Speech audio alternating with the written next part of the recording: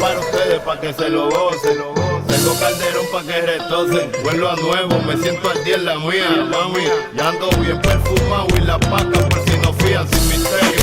Llénense de placer, que se acaba el mundo y no vine pa' perder. Apaguen los celulares, repórtense a sus hogares. Y sí que vamos a hacer maldades. Muevan su pum pum cuando yo les tire mi tuntum. En la cintura traigo mi tuntum. Tego Calderón, Santurce, Puerto Rico, 1972. Compositor y cantante puertorriqueño, una de las figuras del reggaetón y del hip hop latino más destacadas del panorama actual. El 1 de febrero de 1972 nació Tego Calderón en el seno de una familia acomodada de la localidad de Santurce. Con el paso de los años, aquel niño llegaría a convertirse en uno de los cantantes más famosos de reggaetón y música nativa de su país, Puerto Rico. Sus composiciones han conseguido tener un éxito importante, en buena parte debido a que demuestran una importante influencia de la salsa y los ritmos característicos de la música antillana. No cabe duda de que ello es el resultado de su gran admiración por el cantante y compositor Ismael Rivera, un ídolo para muchas generaciones de latinos. El racismo y la vida en la calle son dos de los ejes temáticos alrededor de los que giran las composiciones de Tego Calderón. Su pueblo de tradición africana y su experiencia en la cárcel le han marcado lo suficiente como para que refleje sus sentimientos en muchas de sus canciones y dedique sus esfuerzos a hablar a los jóvenes acerca del mal que pueden encontrar en la calle. La vida de Tego Calderón se puede definir como itinerante, ya que muy pronto los suyos se mudaron. Tego vivió su primera juventud en Río Grande, otra ciudad del mismo Puerto Rico. Fue precisamente en esos años cuando sus padres le llevaron a clases de música, lo que le sirvió para formarse en este ámbito. Más adelante se trasladarían todos a Estados Unidos.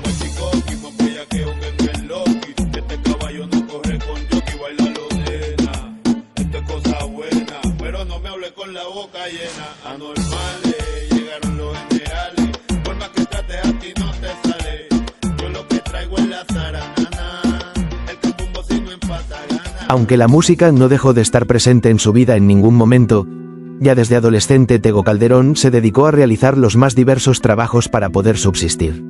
El ahora famoso intérprete era todavía muy joven cuando empezó a dar sus primeros pasos musicales como percusionista.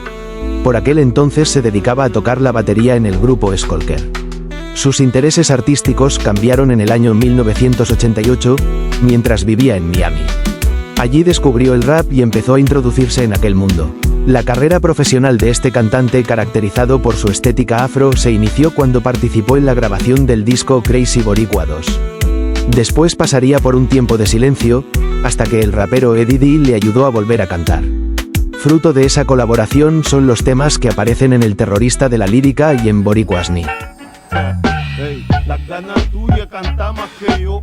Con mi producción, loco, te humillo. A la puerta del estudio, ponle pestillo. Prende la alarma, encontré los pillos. Es que por ahí hay muchos loquillos que se enfurecen cuando yo brillo. Dicen que tienen más kioscos que el Luquillo y no han vendido. Tego Calderón empezó a tener problemas serios cuando decidió regresar a su país. No tuvo suerte en su faceta de músico y se vio abocado a la delincuencia. Fue en esa época cuando el cantante acabó en la cárcel después de haber sido juzgado por posesión de armas. Lejos de ser el inicio de su declive, esta etapa significó su recuperación como artista. En el año 2002, después de salir de prisión, lanzó bajo la dirección de la discográfica White Lion Records su álbum de debut, El Abayarde. Este disco fue un éxito rotundo que consiguió vender más de 300.000 copias y que llevó a Tego Calderón a iniciar una espiral de giras, colaboraciones y conciertos. Su repercusión fue tal que incluso desde entonces muchos fans le conocen como El Abayarde. Todos los títulos de este trabajo resultaron ser verdaderos hits: El Abayarde, Cambumbo, Tus Ojos, Planté Bandera y Bonsai, entre otros. Más adelante, el 1 de julio del año 2003, la compañía discográfica RCA comenzó a distribuir copias de El Abayarde en diversos puntos de los Estados Unidos. Consiguió allí el mismo éxito que en Puerto Rico y fue incluso nominado a los Grammys Latinos.